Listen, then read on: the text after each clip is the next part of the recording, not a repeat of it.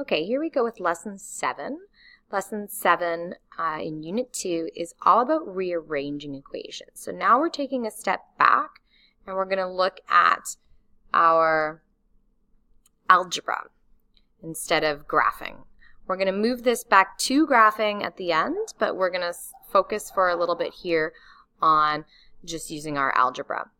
So when we're rearranging equations, we're using inverse operations. And inverse operations are operations that undo another operation. So we'll say an operation that undoes the effect of another operation. Okay, so I'm just going to move over here and I'm going to do a little table. So we'll do operation and then inverse. So what is the inverse of addition?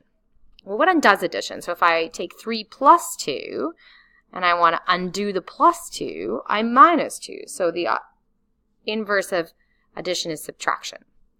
And the inverse of subtraction is addition. They go together in pairs. Okay? So let's think, what about multiplication? So if I do 3 times 2 and get 6, how do I undo that? How do I work back to the 3? I'm going to divide. So that means that division and multiplication are an inverse pair. There's another one that we're going to use a little bit this year, but you'll use a lot in future years. And what is the inverse of squaring something? Well, the inverse of squaring something is going to be to take the square root of something. The square root brings you back to kind of the number that you multiply by itself to get the answer.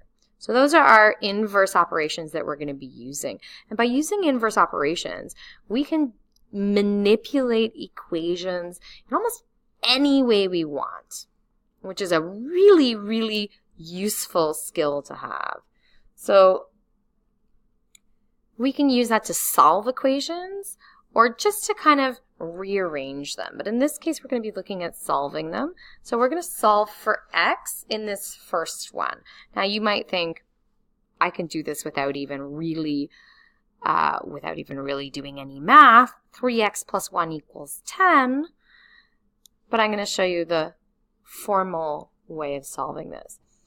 I'm actually going to solve it 2 ways for you. One is going to be what's called the balancing method, and another one's the inverse operations method. The inverse operations method is just really a shortcut to the balancing method. So I'll show you the balancing method first, but then we're going to focus on using the quicker method, which is the inverse operations method. So I want to get rid of this plus 1. How do I get rid of plus 1? Well, I take 1 away. So 3x plus 1 minus 1. But if I take it away from one side, I have to take it away from the other. So I'm going to get 3x equals 9. And then what do I do to this side to get rid of the 3? I divide by 3. 3 divided by 3 is 1. But if I do it to that side, I have to do it to this side. And I'm going to get x equals 3. That's the balancing method. I'll actually put that over there. Balancing method. And it's a good one to have in the back of your mind because that's what's happening in the background of a lot of them. But let's look at method 2, which is the inverse method.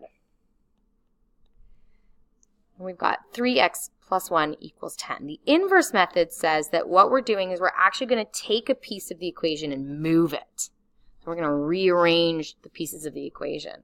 So if I start with 3x plus 1 equals 10, I'm going to take that plus 1, I'm going to move it. When I move it across the equal sign, it has to become the inverse. I have to basically undo what happened on one side on the other. So I'm going to get 3x equals 10 minus 1. 3x equals 10 minus 1. 3x equals 9. So now 3x equals 9. I need to get rid of the next one, which is the 3. How am I going to get rid of the 3? Well, it's multiplication. When I move it, I change it to division.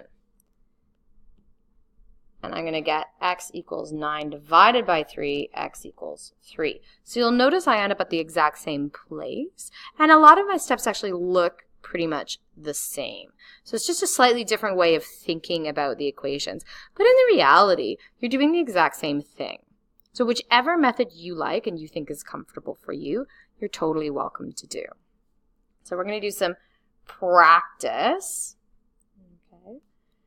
And it says here you go in the reverse order of bedmas. And that's true. That's the really formal way of saying it. But I like to think of it like you're unwrapping a present. And what you're solving for is the gift on the inside. So I'm solving for x. I'm unwrapping until all I have left on one side of the equal sign is x. And when you're unwrapping a present, you have to unwrap from the farthest away, which would be the ribbon. So I have to take the ribbon off, and then I'm getting a little closer, and then I have to take the box off, and then I get to my gift on the inside. So I always think of that when I'm looking at these questions. I say, what's the farthest away from the x on that side of the equation? So in this case, farthest away from the x is this -1. So I'm going to move it across, and it's going to become +1. So I'm going to get 11x equals 21 plus 1, which is 22. And the next thing that's close to the x is the 11. So I'm going to move it across. It's going to become division. I'm going to get x equals 22 divided by 11, x equals 2. Done. I've unwrapped my present. I've solved my equation. And it feels good. Let's look at the B question. So same thing, I'm looking for what's the farthest away on the same side of the equation, and it's going to be this 6. Now notice that 6 is positive. So when it moves across, it's going to become a subtraction question, and I get the -w over 5 equals -1 minus 6. Right? So be very careful when you've got these negatives. Remember, the negative stays with the w in this case. So what I'm going to get is -w over 5 equals -7. I want to get rid of the 5. It's division, so when it moves across, it's going to become multiplication. I'm going to get -w equals -7 times 5. -w equals -35. Am I done? No, I'm not done, because I have -w. I don't want to solve for -w. I want to solve for positive w. So I have to make this into positive w. So I'm going to multiply by -1 on both sides. And I'm going to get w equals positive 35. And that's my final answer. You can't present an answer as a negative variable. You have to present the answer as a positive variable. So I've got two more slightly complex examples here for you. We're going to give that a shot. So there's two ways of solving this question. I'm going to show you both. And the first way is we're going to expand that bracket. We're going to take the 4, we're going to expand that bracket, and I'm going to get 4w plus 4 minus 6 equals -22.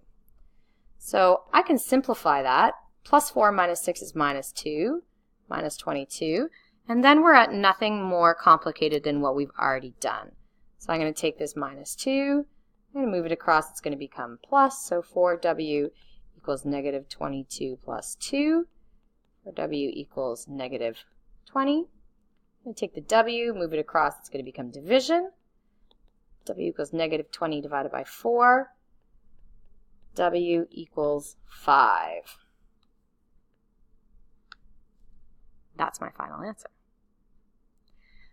But because math is wonderful and there's more than one way to do things, I can actually wait with that bracket until the very end. Watch this. So the first thing I'm going to get rid of now is I'm going to get rid of that -6. So I'm going to take the -6, move it across, it's going to become positive. So I'm going to have 4w plus 1 equals -22 plus 6. So 4 times w plus 1 equals -16. So now I'm going to take this 4. I'm going to move it across. It's multiplication over here. It's going to become division. I'm going to get w plus 1, negative 16 divided by 4. W plus 1 equals negative 4. I'm very close to the end now. I just move the plus 1 over. It's going to become minus. I'm going to get w equals negative 4 minus 1. W equals negative 5.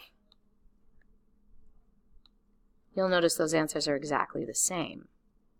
So I did them 2 different ways. I said I don't want to deal with the bracket right now. I can leave that till the end and use all the other inverse operations until just that bracket's left. Then I can solve from there.